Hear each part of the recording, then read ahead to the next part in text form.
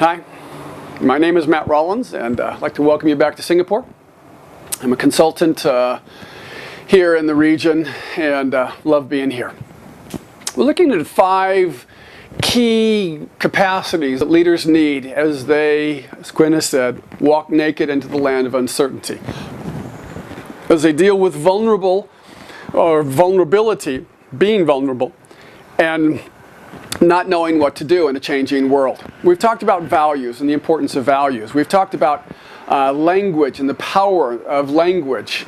We've talked about tension and the importance of tension and how we need tension. We're looking at a 4th area now, and that is this area of being defensive. Now, being defensive is a wonderful gift. Let me say that right up front. It's the capacity to say no. It's a capacity to protect ourselves. It's a capacity to stop someone from causing us harm. It's a natural reaction in fight or flight. It's very healthy. There's a whole subgroup of people who don't even know how to defend themselves. Let me link it to another, because they don't have value, but that's another conversation in their own mind. But being defensive is a skill set that a leader has to be able to work with.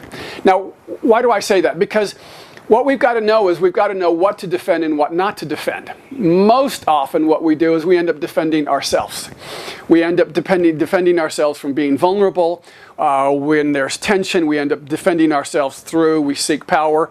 The most common mode, the default mode for us, is seek power and try to get control.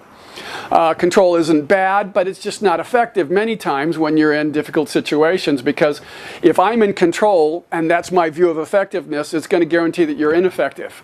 Why? Because only one person can be in control.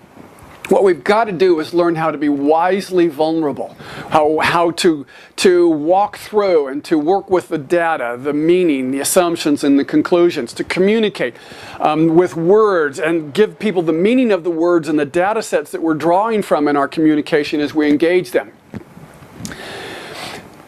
When we have a default mode, and for all practical purposes all of us do, when we feel vulnerable and threatened, the automatic response, unconsciously, well, I guess you could say unconsciously incompetent, is to react, to slow down, to downshift, and to protect ourselves in this fight or flight.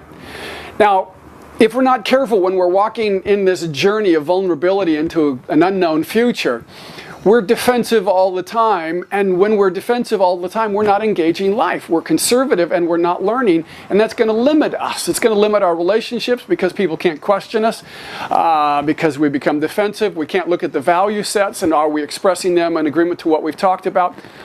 Is tension exposing us, and what is it exposing us? What is it exposing about us that we need to be able to engage? And am I, in the language that I'm using, do I need to change the language to be engaged as a leader?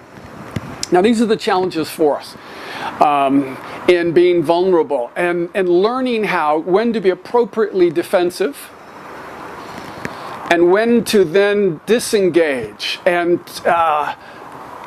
to become vulnerable, transparent, and open. And to do it in a way that invites people into our thinking, where we're going, allows them to question us and to help us see where we're not seeing life as it needs to be seen, and to move with greater clarity and confidence, because as best as we can, we know we're operating in reality. And sometimes the best way to do that is by having people who will expose us, our thinking, our faulty views, or a lack of clarity in our values. A thought for the day.